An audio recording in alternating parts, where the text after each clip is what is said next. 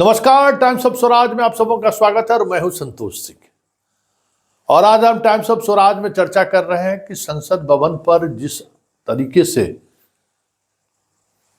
उपद्रव फैलाने की कोशिश की गई थी, उस मामले में जिन लोगों की गिरफ्तारी हुई है उनमें एक कह रहा है कि मुख्य अभियुक्त अपने बिहार के दरभंगा के झाजी हैं। आज दिल्ली पुलिस का जो स्पेशल टीम है वो आकर उनके परिवार से पूछताछ कर रहे हैं। और इस बीच बनारस में ब्राह्मणों की सभा आयोजित की गई और उस सभा में ललित जी का जो झा टाइटल था वो टाइटल ले लिया गया है और उनको ब्राह्मण समाज से बाहर कर दिया गया। एक खबर ये भी है और दूसरी खबर है कि दिल्ली में आज संसद भवन में इस मसले को लेकर जो हंगामा चल रहा है, उस हंगामा के सिलसिले में 78 सांसदों को टिल संसद के सत्र समाप्त होने तक के लिए निलंबित कर दिया गया है। हमें लगता है कि इस देश के इतिहास में ये शायद पहली घटना हो कि इतने बड़े स्तर पर सांसदों को इतने दिनों तक के लिए संसद की प्रक्रिया से निलंबित कर दिया गया हो। वजह जो भी हो, बात सुरक्षा के चुप की हो रही है, लेकिन सवाल यह है कि इन युवाओं ने जो सवाल खड़े किए हैं, हालांकि कोर्ट में जो पुलिस ने जो रिमांड पर लेने के लिए जो आवेदन दिया था उसमें उन्होंने दिया है कि एक ऐसा मांग जो मांग देश के विरोध, देश के राष्ट्र के विरुद्ध है। और उस इश्यूज को लेकर इन लोगों ने संसद में ये इस तरीके का काम को कृत्य किया है। लेकिन जो पब्लिक डोमेन में जो चीज़ें आई हैं, जिसमें रोजगार, बेरोजगारी जैसे मुद्दों को उठाया गया है, वो मुद्दा तो अपने आप में आज भी मौजूद है। और इस मुद्दे को लेकर बिहार खास करके देख रहा है कि कैसे महाराष्ट्र से के बच्चे आ रहे हैं परीक्षा देने के लिए, गुजरात से आ रहे, पूरे देश के लोग परीक्षा देने के लिए यहाँ पहुंच रहे हैं। शिक्षक बहाली हो रही थी। ऐसे लोगों के सहारे समझा जा सकता है कि रोजगार को लेकर किस दौर से यह देश गुजर रहा है। वैसे जो दिल्ली पुलिस आई है, जो पूछताछ की है, उस पूछताछ के दौरान ललित झा और उनके साथियों ने ये कह दिया कि मैंने जो किया है सो ठीक किया है। आज उसकी बातचीत हुई परिवार के लोगों से, तो उनके अपने परिवार के लोगों को भी कहा कि आप निराश मत होइए, मैंने कुछ भी गलत नहीं किया है। अब सवाल यह है कि हमारी बात कोई सुनने को तैयार नहीं है।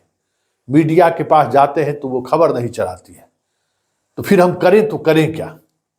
हम अपनी बात को लोगों तक कैसे पहुंचाएं कि हम किस दौर से गुजर रहे हैं। हमें बेरोजगारी किस तरीके से तबाह और परेशान किया हुआ है।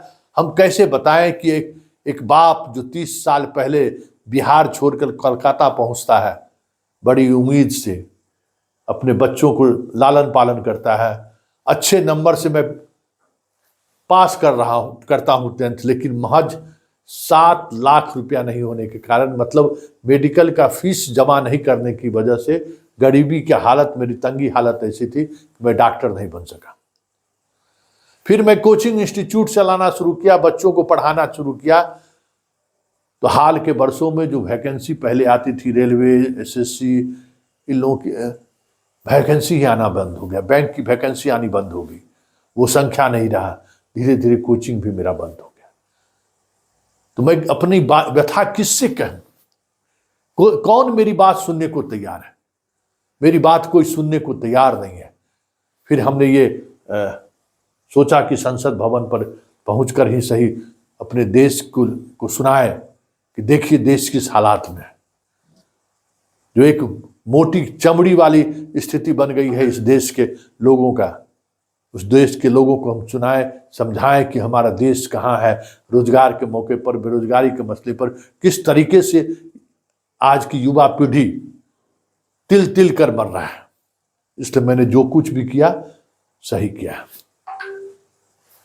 इस पर डिबेट हो सकता है कि उन्होंने जो अंदाज उनका रहा है वो अंदाज गलत है, लेकिन सवाल ये उठता है कि जिस तरीके से मीडिया की जुबान पर को बंद कर दिया गया है, जिस तरीके से खबरें चलानी रोक दी गई है, ऐसे में सवाल उठता है कि अभिव्यक्ति का जो तरीका है वो कहाँ व्यक्त होगा लोगों का। क्योंकि मेरे अनुसार मैं खुद अनुभव किया हूं कि अभिव्यक्ति मतलब कितना भी पीड़ित से पीड़ित लोग क्यों ना हो, मीडिया में खबर चलने के बाद उन्हें बड़ी राहत होती थी। शॉक ऑब्जर्वर का काम करता था मीडिया।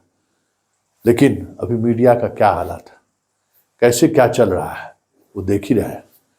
ऐसे में इस तरीके की घटना को आप सही साबित नहीं कर सकते, न सही ठहरा सकते। लेकिन एक बड़ा सवाल ये जरूरी है कि आज बिहार के लाखों शिक्षक, अभ्यर्थी और 1 लाख से अधिक बहाल शिक्षक जिस परेशानी के दौर से गुजर रहा है, आज उसकी आवाज उठाने वाली मीडिया खड़ी रहती तो शायद हमें लगता है कि पाठक का ये गुंडागर्दी नहीं चलता। आज मेन एक्सट्रीम मीडिया अगर इन सवालों को लेकर अगर मीडिया में खबर चलाती तो कब की पाठक की बैंड बज गई रहती।